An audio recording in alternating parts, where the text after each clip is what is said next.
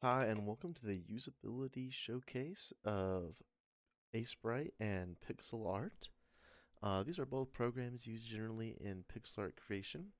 Here's a look at Sprite, and here's a look at the front page of pixel art. Both are technically free.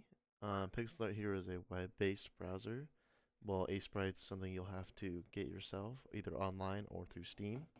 The Steam version will cost you money. It is the easier one to acquire, though the free version you have to compile yourself, which may not be in everyone's wheelhouse, so you probably will have to pay for a sprite. Now, starting off, a quick showcase. It's very simple to start a new file in both these programs. A sprite allows you just to open up. There's some options there if you want to mess with them. Over here in pixel art, you just hit start drawing, and it throws you right in. It gives you the same amount of customization, and then you're in the program immediately. The only drawback to probably this initial screen you might see is we're going to get a lot of ads since it's a web-based one. But that does not hold back its capabilities. If we go over here to color picking, you can see that Sprite has a collection to choose from, while also having a wheel down here on the left to choose your color that you wish to have. And Pixlr almost works the exact same way. Just on the right here is where your color palette is. And then if you come back over here and click on this, then you get this menu for colors.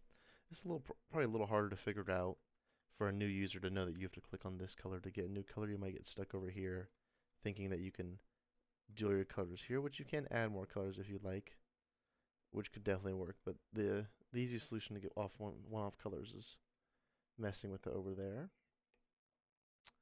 Our next little test will go to drawing shapes. Pixel Art has built-in tool right here on the right where we can draw or we'll have automatic shapes we can draw with also a filled-in version. Sprite will give us Pixel art, sorry, will give us very similar options over here without just the filled-in version. But this can be remedied because they have the paint bucket, which both tools have as well. Overall, these tools are very similar. It just comes down to these later features where you're going to notice that Sprite might excel a little bit more and it's trying to make up for the fact that you have to pay for it. Definitely is an app that you probably would want to use if you are more serious about pixel art, as in compared to someone who maybe is more of just a hobbyist. Pixel art would work perfectly well. One of the problems it does run into is these layers is a little harder to figure out in PixArt here, just because it obfuscates everything through all these tools and menus. Whereas Sprite keeps it all here very simple. Right clicking will get you a lot to most places that you need to, or you can just go to these menus up top to find most things that you need. This has been a little short demo of both Sprite and Pixlr and their usability. Thank you for watching.